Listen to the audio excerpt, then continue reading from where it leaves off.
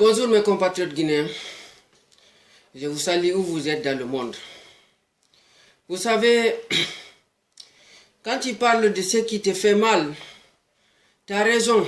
Parmi les gens qui écoutent, tu vois, non, qui ont les mémoires, qui travaillent à la tête, ce n'est pas des cailloux qui sont à l'intérieur. Vous comprenez? Ou bien les gens qui n'ont jamais fait le banc en Guinée, vous voyez, non? Donc même faire première année jusqu'à 7e année, ils n'ont jamais fait. C'est dommage. Bon bref, je ne suis pas ici pour parler de ça. Je suis ici pour parler le cas de Sili National. Vous savez, hier, l'équipe nationale guinéenne a joué contre l'Algérie. D'habitude, tous les pays Maghreb, là, la Guinée gagne facilement. Est-ce que vous êtes comprenez? Moi, j'ai dit à mes potes hier qui criaient sur mes oreilles, Sili National a gagné Ouganda 2-0 grâce à Yatra, si c'est là comme ça. Sili National est bon, c'est une sélectionneur, le sélectionneur belge là, qui sélectionne là-bas, là, qui mange 12, c'est pas 12 millions ou 13 millions de dollars par an. Et Allahu Akbar. Je les ai dit. L'équipe nationale de la Guinée, moi, à ma part, j'ai arrêté de regarder l'équipe nationale de la Guinée depuis 2006.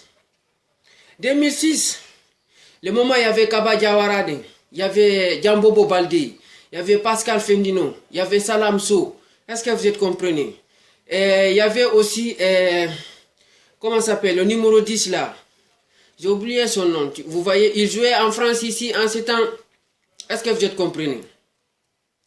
Donc l'équipe nationale de la Guinée, depuis en ce temps, moi je ne considère pas, parce que depuis ils ont sorti 2006, et le moment est avec le Sénégal, ils ont rencontré, le Sénégal nous a battu 3-2, où Kaba Diawara a marqué un but le premier, ils ont refusé, ils ont dit c'est hors-jeu, après il a remarqué encore deuxième but, ça fait 1-0, et après le Sénégal a égalisé Harry Camara, Guinéen là, vous voyez, Harry Camara c'est Guinéen, Ela Diouf c'est Guinéen, est-ce que vous avez compris?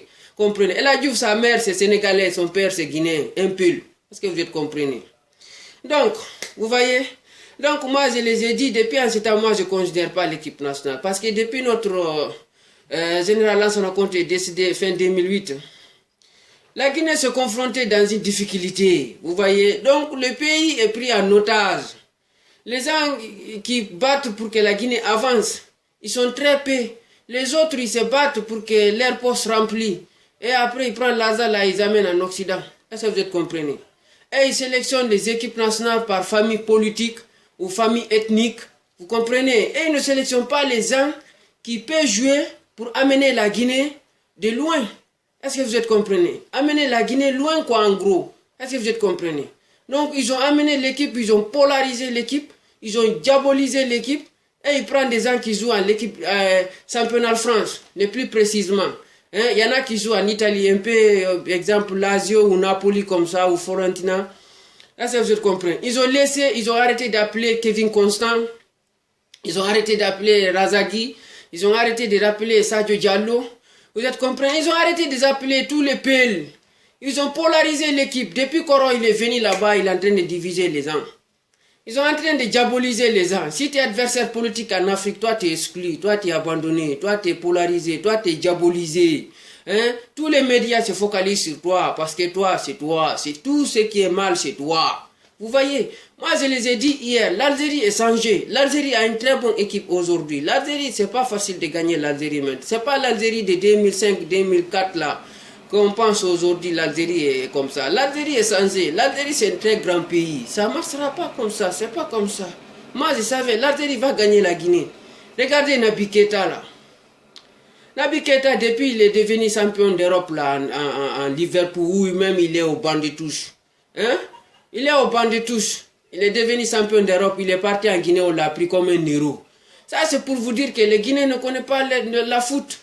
Le foot guinéen est abandonné. Le foot guinéen ne marche pas. Il n'y a pas de centre de foot qui va élever les jeunes pour que les jeunes avancent et vont de l'avant. On vient, les managers occidentaux, ils viennent, ils les repèrent là-bas, ils les prennent, ils les amènent direct. On les met ici dans les grands clubs. Vous comprenez? Il n'y a pas ça comme la Côte d'Ivoire ou le Sénégal ou un peu le Mali où le pays est totalement dévasté. Hein? C'est pas comme ça. La Guinée a été abandonnée. Depuis, on a dit non, on préfère la liberté dans la pauvreté, l'esclavagisme avec la richesse. La Guinée est diabolisée. Hein? Là encore, l'équipe nationale, ça marche pas. Ça marche pas. Hein? Naby Keita, il est venu. Le premier match contre Madagascar, c'est éteint. Hein? Quand il est blessé. Hein? Ils ont pris lui comme, c'est pas moi, comme Sadio Mané. C'est un héros de toute la nation. Ceci, cela, c'est comme ça. C'est pas comme ça le foot. Le foot, il faut que le centre de formation soit mis dans tous les 4 régions naturelles. Et on prend les jeunes, on met là-bas, on les nourrit, on loge, on les amène des entraîneurs qui vont s'occuper de eux jour et nuit pour que ils se focalisent pour le foot. Est-ce que vous êtes comprenez? Donc maintenant là, c'est les gens là qui vont être le I16, le I15, le I17 et le I19. Ça c'est le catégorie ça, catégorie I17, catégorie I19, catégorie I20, catégorie jusqu'à I25. Est-ce que vous avez compris? Donc c'est maintenant, c'est dans ça là, on va fouiller et avec les gens, les pros qui jouent dans les grands clubs en Occident, on va sélectionner une très bonne équipe, pas favoritisme, pas la démagogie, pas le ethnocentrisme. On choisit les gens qui peuvent jouer, qui vont porter le couleur de la nation pour que la Guinée avance et va, même si c'est en demi-finale ou quart de finale. Vous comprenez? Donc là maintenant, la Guinée ne part même pas quart de finale. C'est éteint. Les gens commencent à crier, c'est l'entraîneur, c'est pas ça, c'est Bantamasso. Bantamasso, c'est un connard, tout le monde connaît. Bantamasso, il connaît même pas le foot. Il est là-bas avec certains, comment ça s'appelle, les Diakanké là, comment il s'appelle lui là, j'ai oublié son nom. Comment ça s'appelle? J'ai oublié le nom de lui là même. Les gens là ne connaissent pas de foot. Ils ont été en États-Unis autant compter. Ils ont fui la Guinée. C'est Koro qui est venu ici pour dire que lui, il est parfait pour la Guinée. Si sans lui, la Guinée ne va pas être comme le Dubaï. Sans lui, la Guinée ne va pas être comme au Canada. Il n'y aura pas la démocratie. Regardez aujourd'hui Koro. Regardez-moi Koro aujourd'hui. Koro qui est fatigué. Il est totalement fatigué. Il connaît absolument rien. Il fait qu'à parler, ouais, ceci, c'est là, c'est comme ça. Un chef de l'État qui s'implique dans les élections, qui dit que ouais, ici l'AMR ne doit pas être ici. Regardez les élections locales là, depuis 4 février 2010 jusqu'à aujourd'hui, on n'a pas fini les élections là. Que c'est lui qui criait pendant 50 ans qu'il veut amener la démocratie en Guinée. C'est ça, j'ai dit hier, les peines n'ont pas compris la politique. Ma famille politique n'a pas compris la politique de la Guinée. C'est pas comme ça. Tu ne peux pas être quelqu'un le plus gentil au monde en face des abados comme ça là. C'est pas comme ça. Il faut penser, il faut être agressif, il faut être menaçant, il faut être très bizarre, très extrêmement bizarre l'opposant. Tu n'es pas là pour rien, tu veux le pouvoir. Après, quand tu viens au pouvoir, tout ce que tu sentais avant, les gens ils vont savoir si ça va être la réalité ou si ça va être la continuité aussi, l'exclusion comme on sait qu'on va aujourd'hui là. Mais le peuple n'a pas compris la politique. Ils souffrent, ils sont là en train de parler l'unité. Quelle unité nationale? L'unité nationale ne va pas venir comme ça dans un pays où on a instrumentalisé les gens. L'équipe nationale est polarisée, l'armée est diabolisée, les gens sont divisés.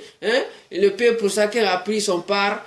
Les Diabérés sont là-bas, les Capés sont là-bas, les Kosovo sont là-bas, les forestiers sont là-bas.